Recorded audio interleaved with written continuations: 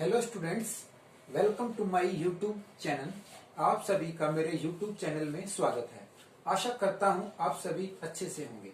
जैसा कि हमारी ऑर्गेनाइजेशन की सीरीज चली हुई है, क्लास +2 कॉमर्स, सब्जेक्ट हमारा बिजनेस है, टॉपिक हमारा है formal and informal organization. Last class में हमने पार्ट 1 में ऑर्गेनाइजेशन का मीनिंग, फीचर्स और उसके फंक्शन पढ़े थे। कि मैं आप सभी से आशा चाहूंगा कि आप पहले फर्स्ट पार्ट को देखें, देन आप फर्स्ट सेकंड पार्ट को, क्योंकि अगर ऑर्गेनाइजेशन का मीनिंग ही क्लियर नहीं होगा तो आप आके इनको समझ नहीं पाएंगे।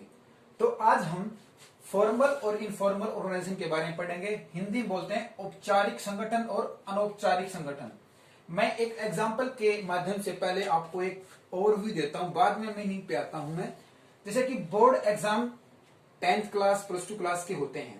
अगर आप +2 क्लास में हैं और एक यूनिट है हमारी सेकंड, जो यूनिट मॉडरेट से थोड़ी सी ऊपर है, मतलब उसका लेवल थोड़ा सा हार्ड है और वो बोर्ड एग्जाम में आती ही आती है। स्टूडेंट्स के पास कोई भी चॉइस नहीं है, नॉट चॉइस एनी यूनिट, की इस यूनिट के अलावा स्टूडेंट के पास और कोई चॉइस नहीं है, उसको ये यूनिट पढ़नी ही पढ़नी पड़ेगी। अब इससे मीनिंग क्या निकल के आया कि स्टूडेंट पर ये यूनिट थोपी जा रही है, मतलब उसको ये कहा जा रहा है कि आपको यूनिट ये पढ़नी है, इसकी चॉइस में और कोई यूनिट नहीं है। तो उसी को ही क्या बोला जाएगा हमारे बिजनेस में, फॉर्मल ऑर्गेनाइजेशन। देखते हैं मीनिंग क्या है। मीनिंग ऑफ फॉर्मल ऑर्गेनाइजेशन, औपचारिक संगठन का अर्थ। It refer to the organization structure which is designed by the management to achieve a particular task। कि बिजनेस में, अगर किसी भी बिजनेस में कोई भी गुड्स का मैन्युफैक्चरिंग हो रहा है, कोई भी गुड्स का, और उस बिजनेस का एक ही टास्क है कि उसने शूज बनाने हैं कंप्लीट, एक दिन में 1000 जोड़ी, तो वो उसका टारगेट है, वो उसका टास्क है।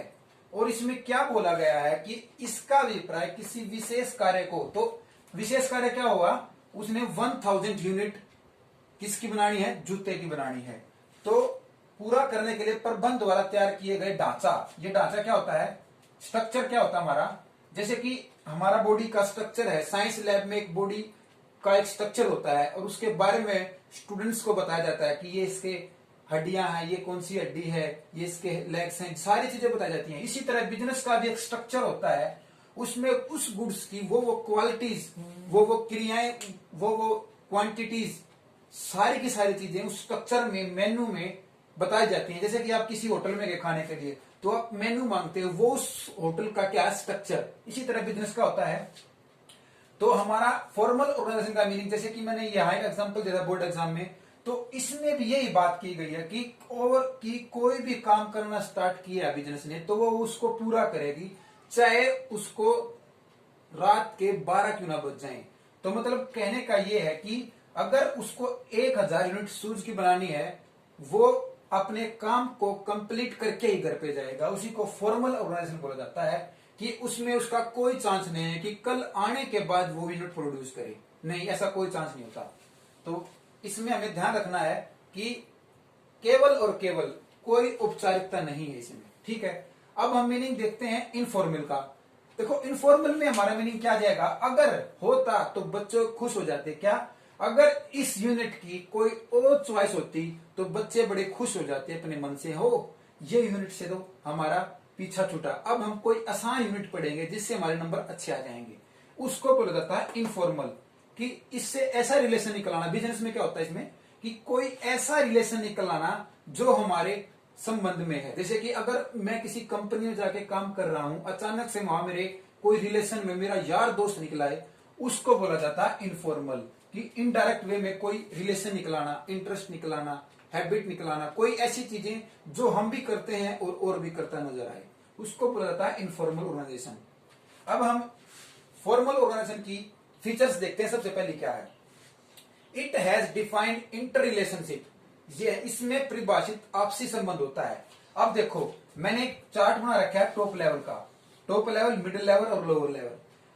टॉप लेवल ने जो काम सौंपा था मिडिल लेवल को, और मिडिल लेवल ने जो काम सौंपा था लोअर लेवल को कि टॉप लेवल का जो काम था 1000 यूनिट शूज की बनानी, उसकी report middle level lower level सभी अपने एक दूसरे को सौंपेंगे। उसी को बोला जाता है it has defined inter relationship, कि सभी में रिलेशनशिप होगा, सभी अपनी बारी बारी से रिपोर्ट देंगे टॉप लेवल को।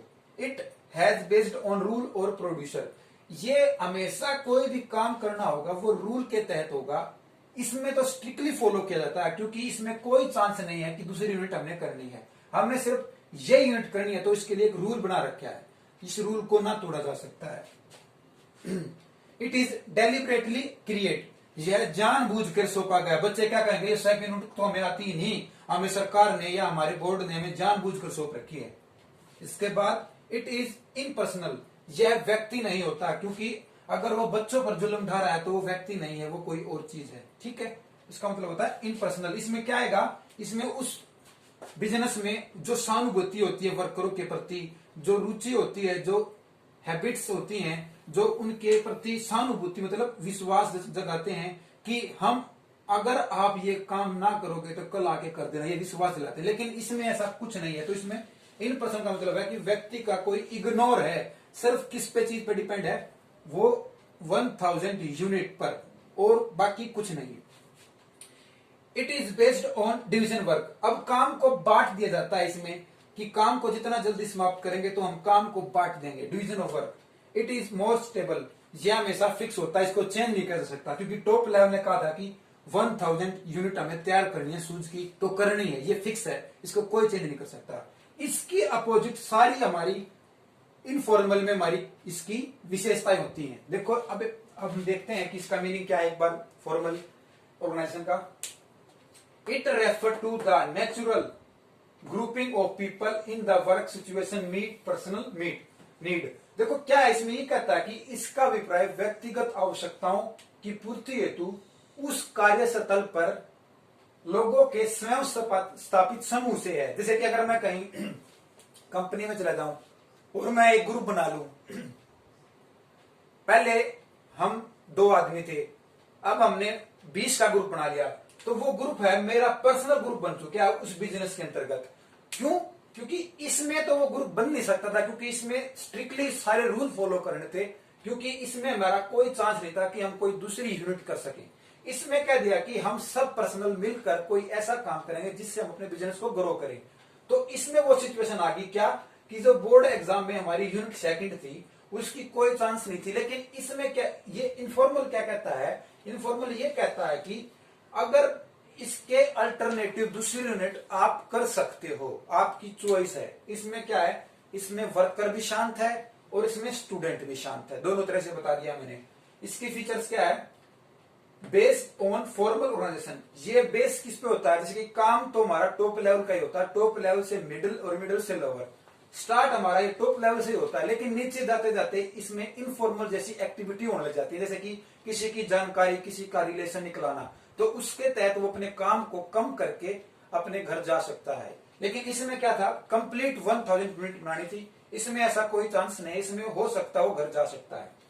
अगला क्या, it has not written rule and produce, इसका मतलब क्या है कि इसके कोई रिटन में कोई रूल नहीं लिख रखा है कि आपको ये काम करना ही करना है, आपको रेस्ट नहीं करना, आपको खाना नहीं खाना। इसमें रूल, कोई रूल नहीं, इसमें हम जो हम चाहें वो कर सकते हैं, कि अगर मैं अपनी जगह किसी दूसरे को लगा सकता हूं, ये इसमें रूल की कोई स्ट्रिक्टली फॉलो नहीं है।